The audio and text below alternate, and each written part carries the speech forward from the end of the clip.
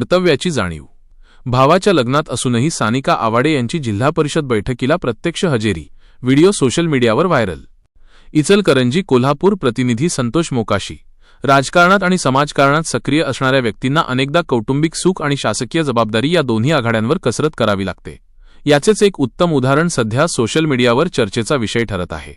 सानिका आवाडे यांचा एक व्हिडिओ सध्या मोठ्या प्रमाणात व्हायरल होत असून यामध्ये त्या आपल्या भावाच्या लग्न समारंभात उपस्थित असतानाही जिल्हा परिषदेच्या झेडपी महत्त्वपूर्ण बैठकीला प्रत्यक्ष उपस्थित राहिल्याचे दिसून येत आहे.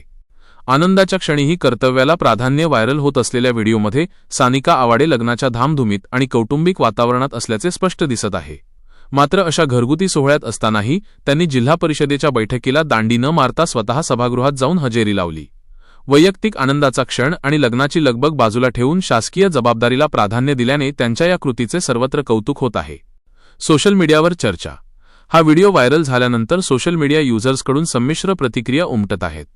कर्तव्याप्रती असलेली ही निष्ठा पाहून अनेकांनी जबाबदार लोकप्रतिनिधी अशा शब्दांत त्यांचे कौतुक केले आहे, तर काहीजण या व्हिडिओवर आपल्या वेगवेगळ्या प्रतिक्रिया व्यक्त करत आहेत.